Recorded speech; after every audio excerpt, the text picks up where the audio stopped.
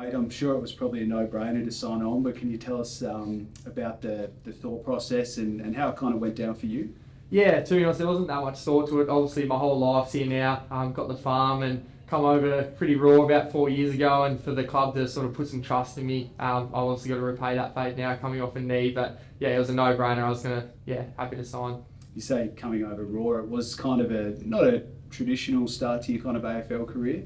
Can you tell us a bit about that journey and kind of where you feel like you've come from to get here? Yeah, definitely. Obviously, come over as a 20-year-old off working on a farm for the year and didn't sort of know what to expect coming into this environment. I only sort of played a bit of country footy and some representative stubs as an 18-year-old. So to sort of come over here and be, I guess, pushed into this environment, obviously I had some great help. Riley O'Brien, I moved in with him and he's obviously ultimate professional. So moved in with him and was able to obviously impress the coaches, within that 3 months, and then obviously debuted quite early, but there was still so much for me to learn throughout those, I guess, few months. And then to sort of get to this point, there's obviously still so much to learn as well, but I feel like I've grown so much as a person and an individual, and yeah, I can't wait to obviously keep going forward. And just on that, what are perhaps the biggest lesson you've learned since you've been here, or some of the key learnings for you just in your development, but also just life as a footballer? I think just patience. Like, it's not going to work out how you want it to. It's just that keep repeating, and it will eventually work out for you. Obviously, I come back midway through last year and probably didn't play the footy that I wanted to, coming off an ACL. So, I sort of had some time to reflect in the off season, and then really looking forward to sort of playing next year. As bad as an ACL is, does it teach you a lot about yourself? And you look like you're in the condition of your life. Does that allow you to go and do those sort of things? Yeah, definitely. Obviously, there's a lot of alone time within that rehab, and you sort of reach out to guys like Tex and Sloaney and Smithers, who have all done it before, and just get some lessons off them. And I think, as I said, personally, I learnt so much within those 10 months about myself, and I think it's going to hold me in really good stead. I was probably come back a little bit too heavy, I reckon, last year, but I've been able to trim down this whole season, get down to that 99, 100 kilos, and hopefully I can use my assets going forward next year. When footy's taken away from you, was this pre-season, were you just chomping at the bit? Were you looking forward to this pre-season more than any other? Yeah, definitely. I think you sort of don't realise how big a pre-season is, I guess, because, all that contact around bodies when I was able to come in last year, you just don't have that exposure to, being around, so I felt quite rattled. So, as I said, being able to have that time off, get away, go see family, and then come back fresh, hitting this pre-season, I'm feeling, really fresh and looking forward to it. You speak about trimming down, but I think you've got pretty much everyone covered in the gym. Is there anyone even close to you in the gym at the moment? Yeah, there is. Phil Thorpe, he would easily have me done. I reckon he had a bit of a niggle within his back, but I think he's getting me. And there's other boys, Riley O'Brien, obviously my young brother Toby, he's coming up, he's quite young, so I don't think I'll hold the mantle for long.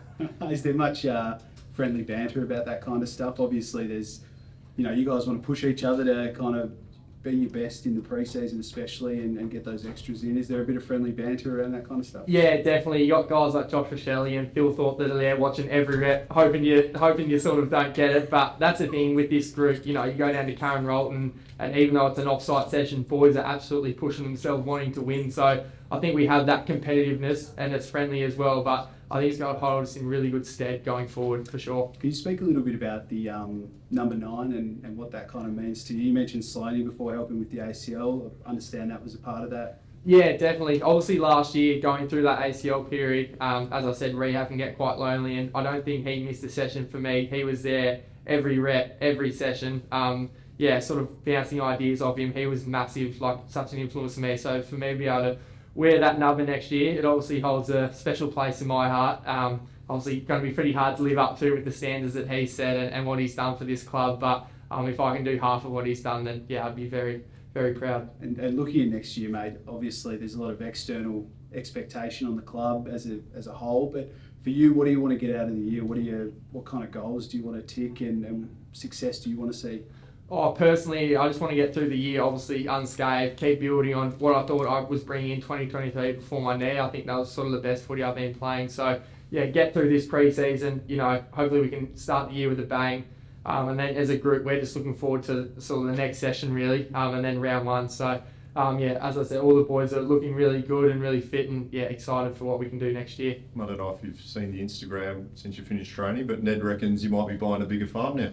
Oh right, I don't know about that. I'm seeing what his fishing show can bring in. So not many acres down there at Hartley. It'd be good to expand, I reckon. Obviously, you're a close mate of his, business partner. How disappointed were you that he wasn't able to stick around? Yeah, obviously very disappointed. You know, Ned and I do everything together, but fishing, thankfully. So yeah, for him obviously not to be here is quite disappointing. But as you can see, he's going to obviously go quite well outside of footy, and he's probably already putting the things in the ground for that to happen. So I'm very, very excited for what he can do outside of footy. And obviously, you're here for at least the next 4 years. How excited are you to see the growth in this side, where they've been and where you're headed? Yeah, definitely. Well, I think it was 4 years ago when I come here, and how much growth I've seen within a lot of the group now. And then if we can, do that for another 4 years, it's going to be pretty exciting for what we can do, I reckon, next year and going forward.